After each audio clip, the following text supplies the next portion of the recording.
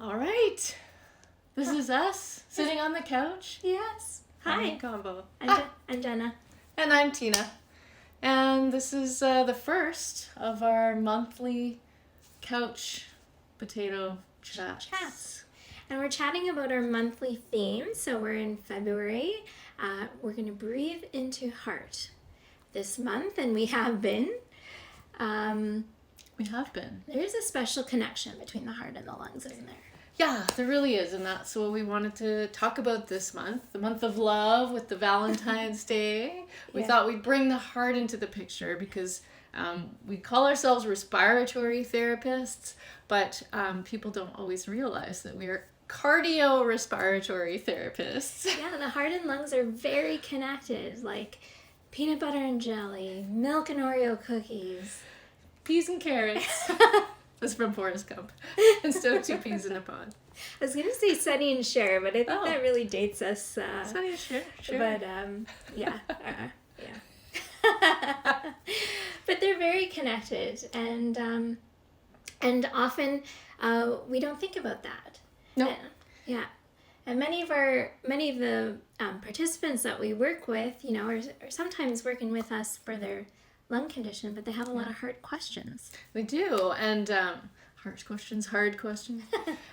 Yeah, they do, and the things that we do to help our lungs and help us live with a chronic lung condition also are healthy things to be doing for the heart. So they don't have to choose. No, you don't have to choose. Because sometimes you're like, you benefit. think about like all the things you're dealing with, and you're like, oh, I got to do all these things, but when it comes to heart and lungs, you don't have to choose. You don't have to choose. So, diet, for instance. So, we can regulate what we eat to help with our breathing. So, if you eat a big meal, it can help. It can hinder your breath. It pushes up on your diaphragm if you have a very full stomach, and so eating in smaller meals can be good for the lungs, and eating sort of low-fat, healthy foods that are nutrient dense, and all of these things are good for your heart as well. Low sodium.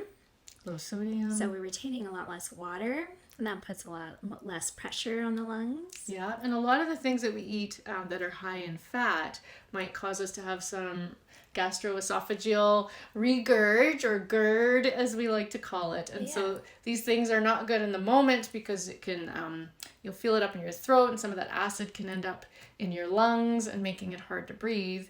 But also high fatty foods are also not good for your heart. You can get plaques in the heart and high cholesterol, which makes your blood thick and harder to pump. Tina, it tastes so good. Oh, I know.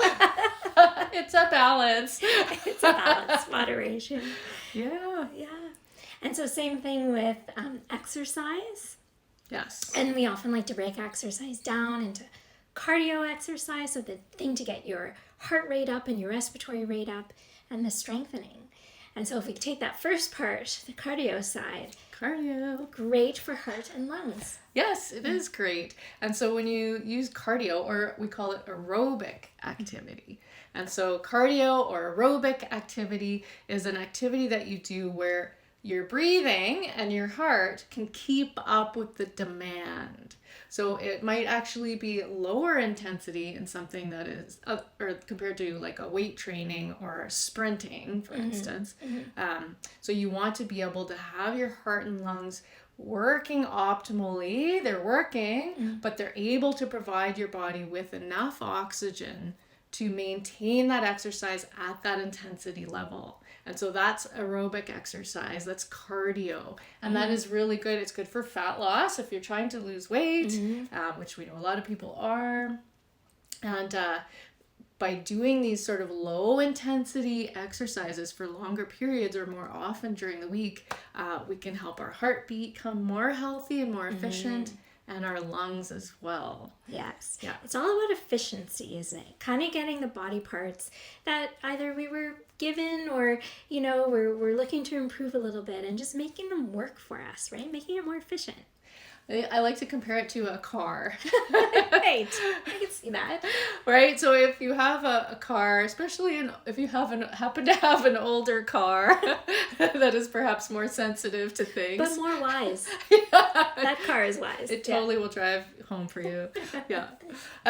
Yeah, so an older car, if it sits too much, things seize up. It doesn't work as well. You start it up, it's hard to start, it's hard to get going. Yeah. And then once it starts to run, maybe it's like backfiring and whatnot. Yeah. And our bodies are the same. Once we sit for a bit, that sedentary state becomes a little more inviting, a little more comfortable. It gets a little harder to get up off that couch.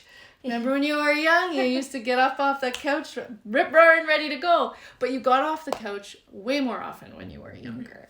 And so it's about keeping your body moving. Move more. Yeah, absolutely. We don't have to overthink it, right? It could be as simple as a walk. Yes. And like Tina just said, just generally moving more. Maybe things that you normally do in seated, maybe you do in standing. And all of those things over time just helps you to do more. Yeah, and be more efficient. So when we do these cardio and these aerobic exercises, our muscle cells build more mitochondria. There's a good word. That's a big word. That's a big word. Yeah. Mitochondria are inside our cells, and those are the energy producing parts of our cells. And so if you have more mitochondria, your body will be more efficient in making energy and using up the fuel that we give it. So and so when you become more fit, this is one of the adaptations that our bodies do to movement. Nice. So we move, our body will automatically make more mitochondria. You can build more muscle cells. On all of these things, make other activities like emptying the dishwasher or going up some steps or getting up off the couch. They make all of those things become a lot more easy. I know, and that many of us along these same lines kind of feel a lot of fatigue, don't we, when you live with a chronic lung condition or any other conditions you may be experiencing. And sometimes you just want that energy button. But I guess what I hear you saying is the energy button is just to get up and move a little bit. Just do it. Yeah. It is. So that makes me think of another thing, which is sleep. Oh, yes. Very restorative for us, not always easy for everyone. But how does sleep relate to heart and lungs? Well, the rest, right? Yeah. Your body needs to rest. Even if you think about that car, if you just kept driving across the country, something's gonna fail from I'll say lack of rest. But with the body, when we rest, that's when our body goes into the rest and recover mode. Right. So if you did some more moving or you were more active that day, it's when you sleep that your body will build that muscle and repair any damage that was done and makes you stronger. Build stronger bones. Awesome. Yes. I know. When we live with a chronic lung condition, and again, sleep is very complicated, like a lot of the topics we've brought up. But I'm thinking of obstructive sleep apnea because that's the one that can be very common. And it's that one where you obstruct or narrow that airway while you're sleeping, and so you kind of do these like little wake ups and gasping, and your partner might say about the snoring or the noises that you make while you sleep, and a lot of that could put a lot of pressure not only on our breath and getting in the oxygen that we need, but a lot of pressure on the heart. It really does. And when you have sleep apnea, and you're in one of those episodes where you're not breathing enough, or maybe not at all, your heart will try to compensate. And this is that real connection between the heart and lungs. So if your heart's not working very well, you'll breathe faster. Your lungs are trying to help. And in this case, if you're not breathing very well at night, your heart compensates by beating faster. And so then your heart doesn't get the rest either. Even though you feel, maybe you don't remember waking up, or you don't realize that you're not hitting that deep sleep, your heart will know the difference. Wow. Yeah. Wow. So very connected. Yeah. And so I guess that, what we're learning in this conversation is that with that connection between the heart and the lungs, there exploring kind of different things within ourselves that we feel we could work on or improve, or just give us that little edge to be able to go out there and do the things that we want to do. Yeah, it's it's all about building some good habits, really good habits, and building a new habit is a lot of work. It's awful, isn't it? It's for like every human being. perpetual thing that we all strive towards. Oh, I know I should eat less sugar. I know I should go to the gym or whatever it is, right? So we Quit smoking. Yes.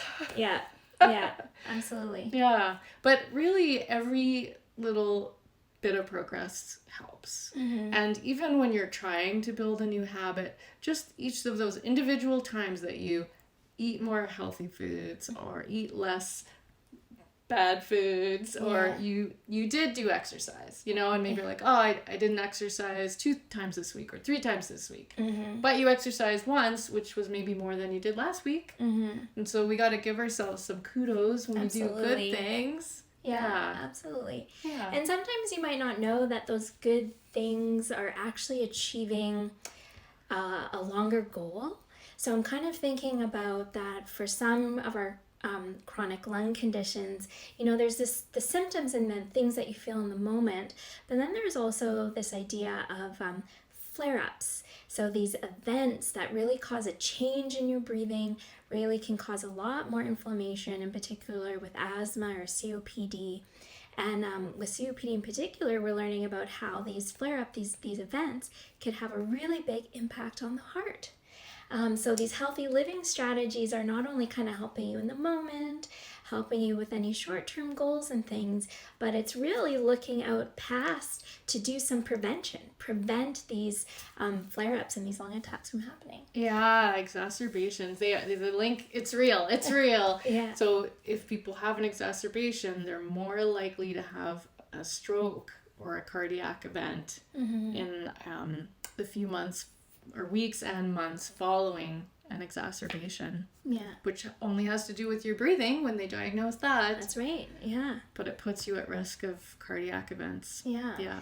And it's this idea that, during these events, we've got certain cells that are inflammatory in nature, and maybe that sort of happens in the lungs, but there's this kind of spillover, if you will, into the rest of our body, which can really cause these risk factors as far out as a year after having a lung attack.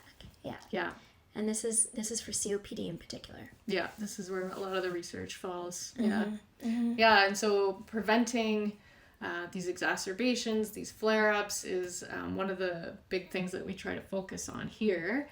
And I guess it's kind of outside of our monthly theme for February, but certainly we'll be having some more conversations about how to keep your lungs healthy so that you can avoid these flare-ups and maybe avoid these cardiac events, and just avoiding a flare-up too, because the flare-up in itself is usually an indication that you're on this sort of downward trend of worsening lung conditions. We don't always recover fully from an exacerbation. Yeah.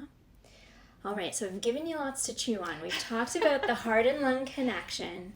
We've talked about a nutrition. We've talked about exercise. We've talked about sleep and preventing exacerbation. So if you had to sum that all up in a nice gift to our participants that we work with a nice little red bow on it, what would you say? I don't know. I would like to say breathe with heart. That's good. So please join us for future couch conversations with J&T. And join us in our Poplar community. So if you have questions in regards to this video, come seek us out in the community. Ask your questions. Connect with us. And get out there and live your best lung life.